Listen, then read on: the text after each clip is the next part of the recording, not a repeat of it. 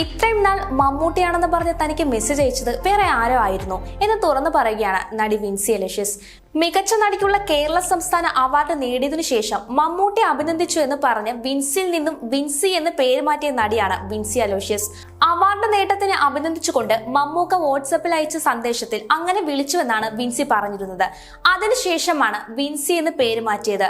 എന്നാൽ അന്ന് താൻ മമ്മൂട്ടി എന്ന് കരുതി മെസ്സേജ് അയച്ചത് മറ്റാർക്കോ ആണെന്ന് വെളിപ്പെടുത്തിയിരിക്കുകയാണ് വിൻസി.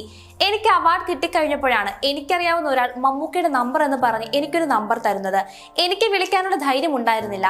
അപ്പോൾ മെസ്സേജ് അയച്ചു. അപ്പോൾ വിൻസി എന്ന് പറഞ്ഞ് പുള്ളി എഴുതിയിരുന്നു.